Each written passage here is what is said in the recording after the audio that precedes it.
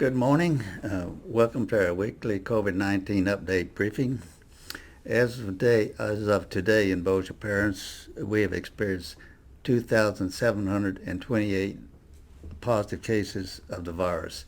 That's an increase of 109 since our last briefing. The good news, though, is we have 0 new deaths in that time period and remained at 92 total.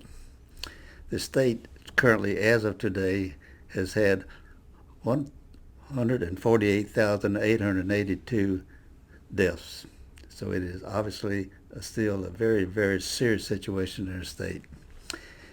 Last week, by Proclamation 110, the governor directed that the state shall remain in phase 2 of the recovery for 2 more weeks, which will be through September the 11th.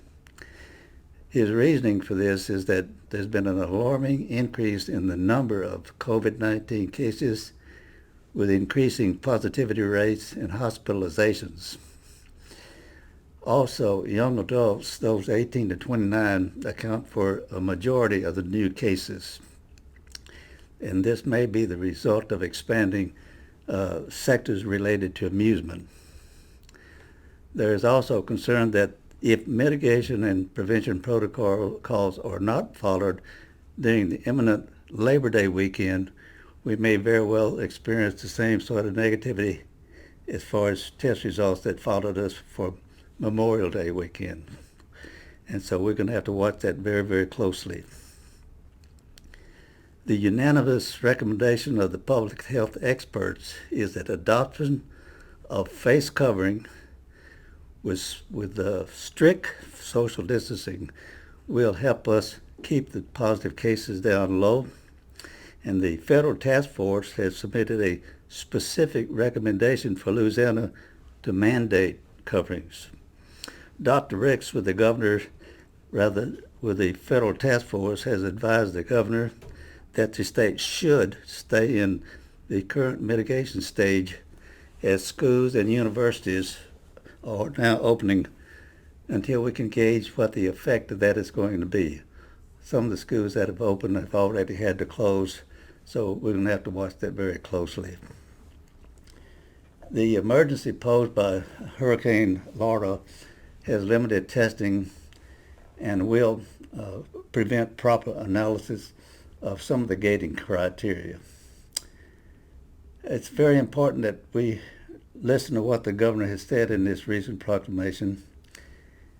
The governor has stated that should there be an increase in the number of confirmed cases or number of related hospitalizations threatening the ability of the health care facilities to respond properly, it may be necessary to go back to full restrictions to stay home order. That would be a return to phase 1. That's not a threat. That's simply stating what might happen if we do not get this positive phase and deaths under control.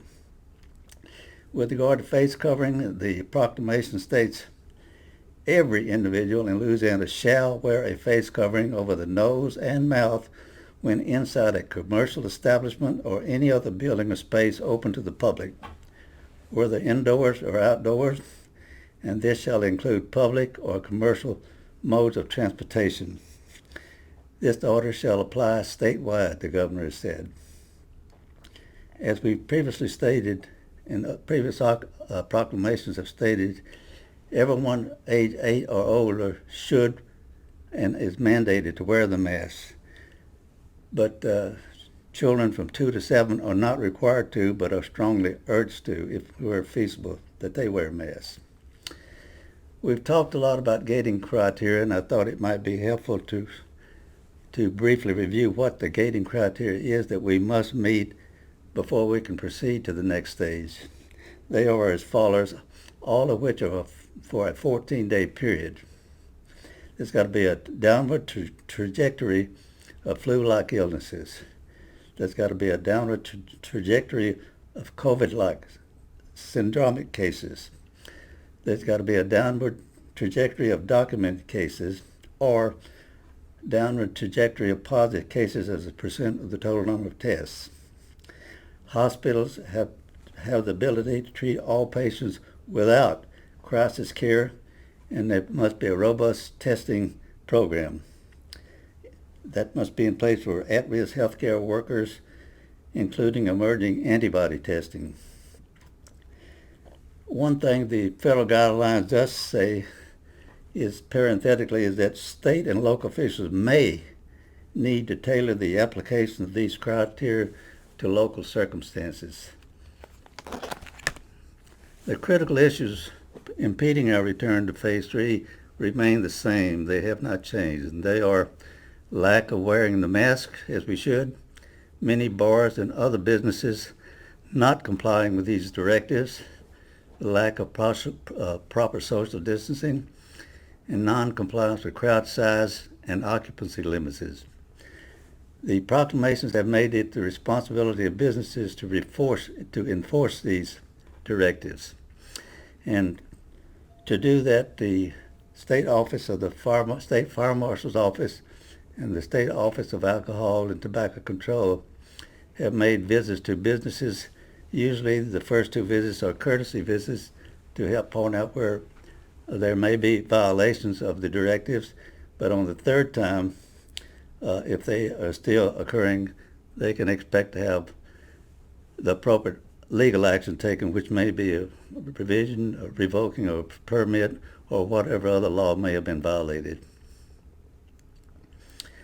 It's been estimated that 40% of the people are asymptomatic, but it's also important to remember that although such people don't show the symptoms, they can have the virus and infect their friends, their family, their associates. So they have got to be conscious of what they can do even though they don't feel bad. So what can we do to save lives and improve the economy? Well, it's simply, as we've stated many times, we just got to comply with the preventive and mitigation protocols, practice good hygiene, and they have not changed, and I'm going to summarize it one more time. We must wear masks. We must wash our hands. It's recommended we do it for 20 seconds. We should cough into the bend of our elbows. We should not touch our face. We should disinfect surfaces which we touch frequently. We should comply strictly with social distancing. We should stay home when sick, and we should follow the advice of our health providers. Also, the Centers for Disease Control and the governor are urging everyone to get the flu shots, and it's recommended they get them as soon as feasible, so as not to compound the problem of having to deal with COVID-19 and normal flu at the same time. So highly recommended, even for people who do not normally get flu shots, that they have it done in this particular time. There's also concern at the state level about absentee voting procedures. Little difference of professional opinion. There's been recommendations to increase the number of days and hours of the polling places, but the governor has not agreed with these recommendations, and should they come forth, he's indicated that he would not approve of them, which was probably send it to court. But the recommendations included such things as people who have had COVID-19 positive tests, allowing them to do absentee voting as opposed to showing up at a poll. We'll just have to see how that works out.